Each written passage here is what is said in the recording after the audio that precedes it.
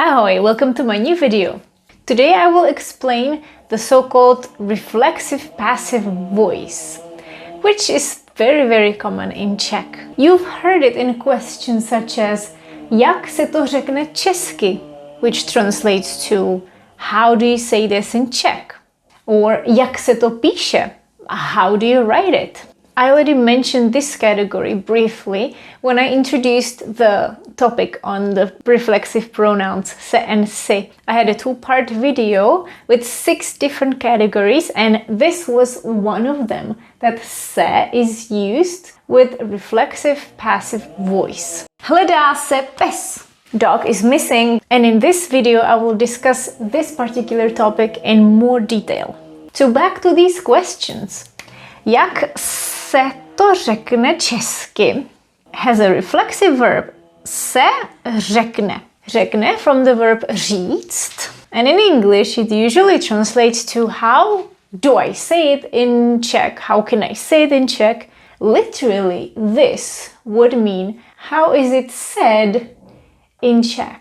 Because as you might notice, there is no I form, já, or not řeknu. So this is the reflexive part. How is it said? But it's better translated as how can I say it, or how do you say as well? How do you say in Czech blah blah blah? How do you say in Czech roof? Střecha. The same case is here. Jak se to píše? How do you write it? How can I write it? Jak se to píše? Ahoj! Vítejte na mém kanále Czech by Zuzka, kde vám pomocí angličtiny vysvětluju českou gramatiku. For those of you that are not sure what the passive voice is, I can tell you briefly that the passive voice is focused on what is being done rather than who did it. For example, I can say in active voice vařím polévku. The subject of this sentence is já. It's not expressed, já doesn't have to be here in Czech, but the verb is vařím and it refers to já, me. I'm cooking soup. Já is the subject, vařím is the verb. Polévku is the object. I am cooking the soup. This is the object in the accusative case. We can express this in passive voice. We can say the soup is being cooked. And how do we do that in Czech? We use the reflexive passive voice. And it's very easy. We talk about the soup as if you wanted to say the soup is cooking. So let's start with that. Imagine that the soup is cooking. So polévku, this object suddenly changes and will become the subject. So polévka is the subject. That's why it changed to form and it's in the nominative form. Polévka, the subject. Before já was the subject. Let's say an incomplete sentence. The soup is cooking, which is not possible unless you're in a fairy tale. Polévka vaří, because it's it or she in this case in Czech. Polévka vaří. You see the form of the verb changes because we talk about polévka. But of course, that's impossible. The soup cannot cook. It can cook itself, literally, because someone has to cook it. It's me, except I am not expressed in the sentence. So what we have to add is se. Se makes it reflexive. Polévka se vaří, literally, the soup is being cooked. So this is one common usage of se. It can be added to most of the verbs that typically don't appear with se. Vařit doesn't go with se, except in the passive voice, which becomes reflexive because this is a reflexive pronoun. Let's try this with another verb that doesn't take se. For example, péct, to bake. So we can say pečeme koláč. We are baking a cake. Pečeme koláč. As you can see, pečeme refers to my. My pečeme koláč here is an object. And we want to say the pie is being baked. This becomes the nominative, the subject, except here it won't change its form. It will look exactly the same. So we put it at the beginning, koláč. And then you say it bakes, koláč peče. But now we know that we have to put se. Koláč se peče. That's it. Koláč se peče. We choose the passive voice, like I said, when the action is more important. I want to say, oh, it's already being done. Look in the oven. Podívej se do trouby. Koláč už se peče. Of course, we can add some other components. We can say, koláč se peče už hodinu. The pie is being baked for an hour. Now you might be wondering, does this apply only to the present tense? No, it doesn't. You can also express future in the past tense. So, for example, here I wrote a sentence in active voice. Upekli jsme koláč. We baked a cake. Upekli jsme, the verb infinitive is upéct. And we want to say the pie is made, is baked. So we say koláč. Of course, before the verb we put se and then upekl. Koláč se upekl. The same procedure, upekl has to refer to koláč because the pie baked itself. We often use this when we don't want to talk so much about who's responsible for it as well. So for example, if you lost something, instead of saying ztratila jsem klíče, I can say my keys got lost. Ztratila jsem klíče. I lost the keys. I lost my keys, but I can turn this around and just emphasize they got lost. So the keys. I could say klíče se ztratili or ztratili se klíče. It depends what I want to emphasize. Ztratili se klíče.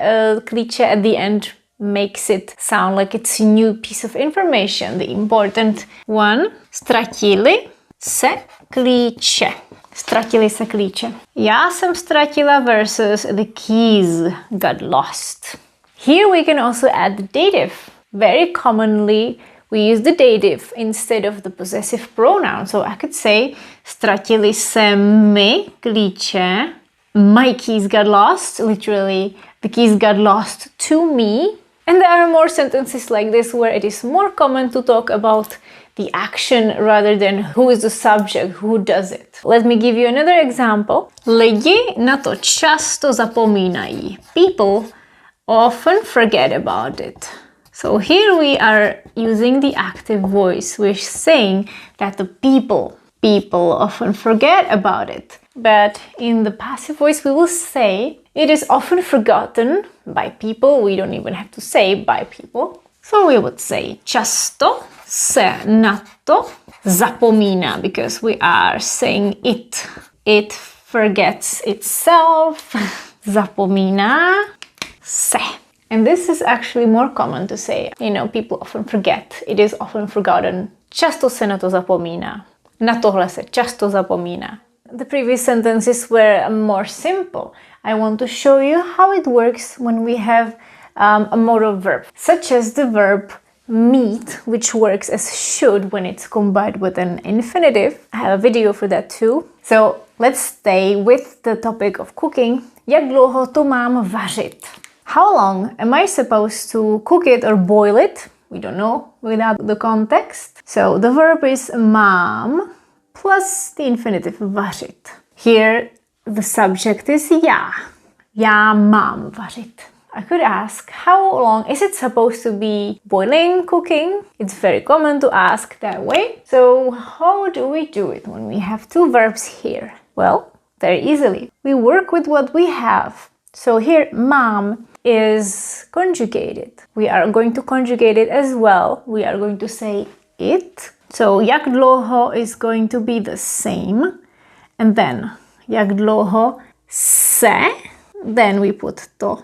Se to, then instead of mám, you say má, because you're saying it's supposed to. Se to má, and then the infinitive will stay as infinitive.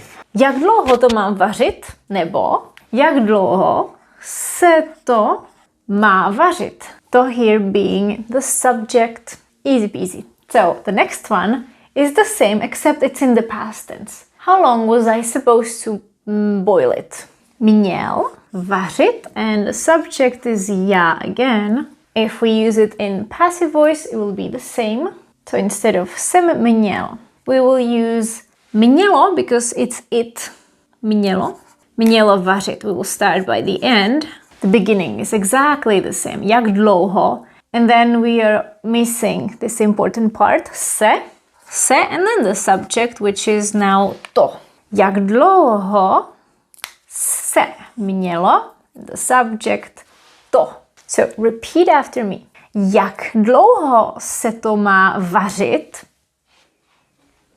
How long am I supposed to cook it, or how long is it supposed to be cooked? And jak dlouho se to mělo vařit? Perfect. Let's take a look at some common phrases that often appear in the passive voice. And that means se. For example, jak se to dělá? Jak se to dělá? How do you do it? How is this done? When you ask about instructions, how do you make this? But again, you're not asking how do you make it. How is it done? Jak se to dělá? Or a phrase that everybody who visited the Czech Republic knows, the Prague Metro. Dveře se zavírají. Dveře se zavírají, the doors are being closed. Nobody closes them. We're talking about the doors being closed. Dveře se zavírají. Už se to ví. Už se to ví. We don't emphasize who knows it. It is already known, people already know it. Už se to ví. Or if you lost something, like we said, ztratil se pes. A dog is missing. A dog got lost. Ztratil se. Ztratil se. A dog got lost. Hledá se pes. A dog is being looked for. Hledá se pes. Also, if you want to say it hasn't been found, dog hasn't been found, you can also say ještě se nenašel, even with the verb najít, najít se. Ještě se to nenašlo, it hasn't been found, or ještě se nenašel, referring to the dog. Ještě se nenašel. Tohle se nedělá, something that parents often say to their kids. Tohle se nedělá. You don't do this. This is not done, literally. It doesn't sound good, but it's a very common phrase. Tohle se nedělá. Tahle část se nejí. We don't eat this part.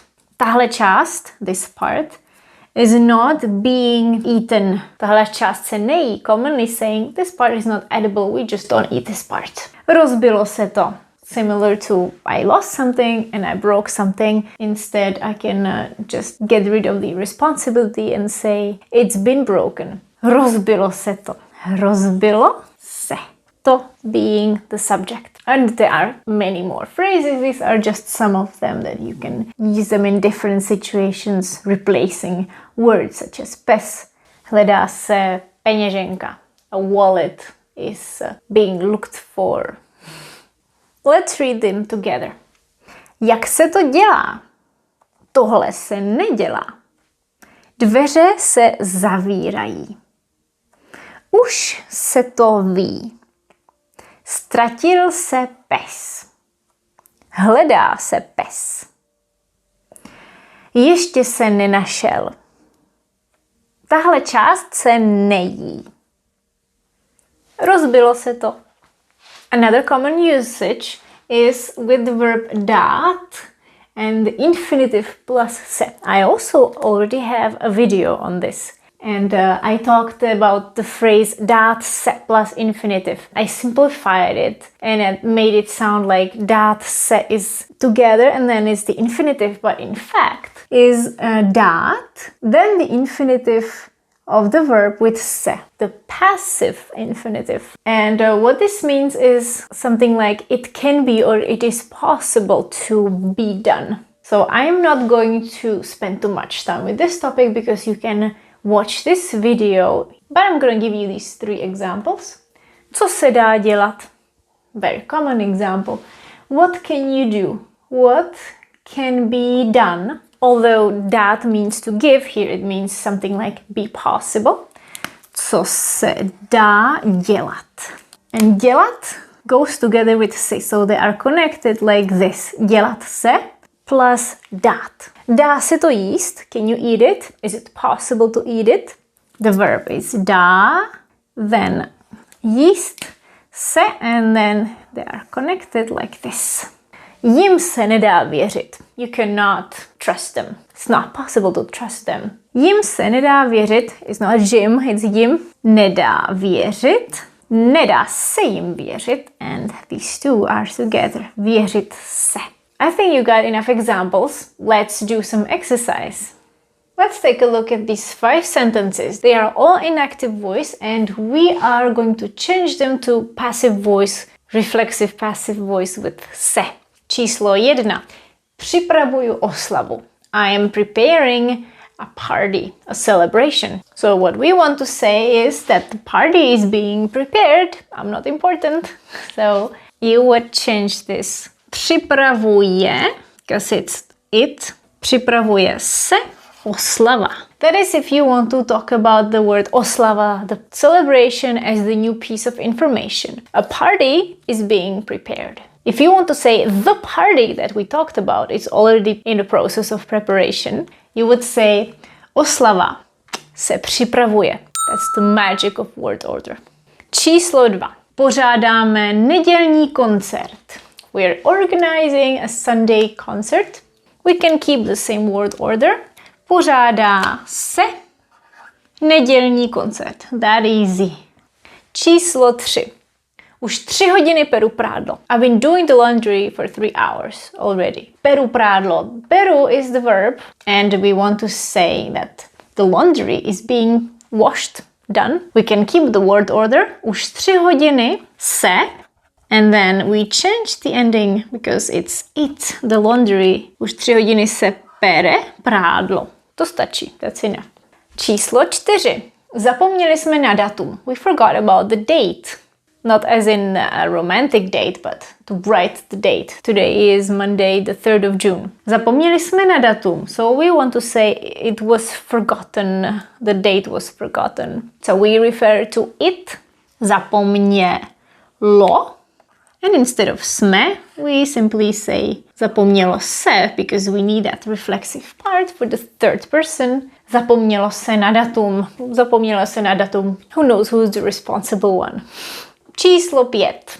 Budeš tu kancelář uklízet dneska? Are you gonna clean that office today? So we want to say, is the office gonna be cleaned today? We keep the same word order. Kancelář will be the subject. The office bude se, and because kancelář is the subject, also tu will be used in the nominative form. Bude se ta kancelář uklízet dneska? That's all. Bude se ta kancelář uklízet dneska. So there you have it. Really easy how to make the passive voice in Czech. The reflexive passive voice is much more common than the normal passive voice. That one is more used for legal documents, something very official or archaic. This is used in everyday speech. Tak a to je všechno. I hope that you enjoyed this video. Please like it, share it, comment. I'll be happy to read your questions and comments. Mějte se krásně a na viděnou za týden. Ahoj!